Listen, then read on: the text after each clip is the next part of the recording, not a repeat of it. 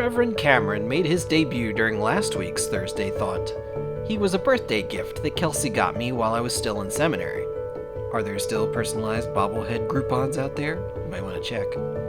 And for a couple of years, he sat on my desk, and I would occasionally lean back in my chair and look at him in his holy garb and distinguished pose and say, "I'm doing this for you, Reverend Cameron."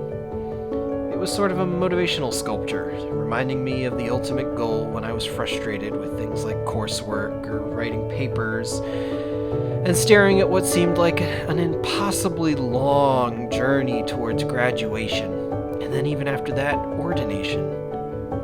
And now he hangs out on my bookshelf in my office, a reminder that my life is now the fulfillment of that once far-off goal, and how long my hair used to be.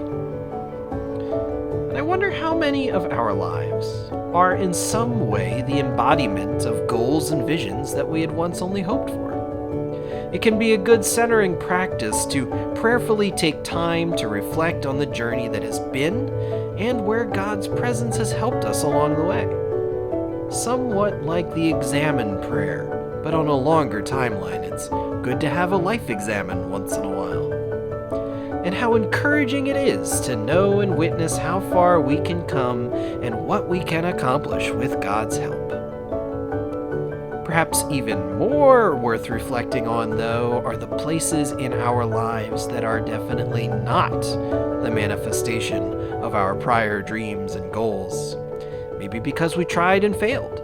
Maybe because there are new people in our lives. Maybe because there are different circumstances in our lives. Maybe because of unexpected developments, both personally and in the world.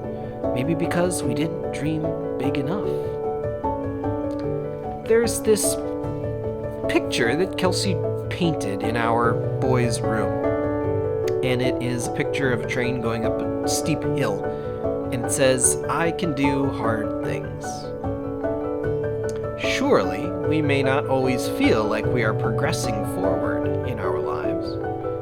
But it has often been my experience that even life's most heartbreaking and tragic moments can be the most transformative for us, can help us to love more deeply, engage more knowingly, and trust that we can indeed survive hard things.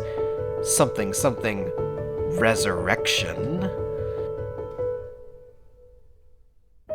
And yes, like the disciples living in that post-resurrection era, meeting the risen Christ, we find that God has this way of getting us where we need to go. This current season of my life is not according to my plan in a number of ways from a decade ago, or 5 years ago, or even 2 years ago. Yes, the goals of seminary are accomplished, but not in the linear and cleanly progressing way that I had mentally mapped it out. The stately Reverend Cameron is just Pastor Cam these days. In between here and there, I was pretty sure that I wouldn't even be a pastor anymore from the throes of burnout. Or if I would, none of my prospective plans had me currently where I am. And yet, here I am. And it's good.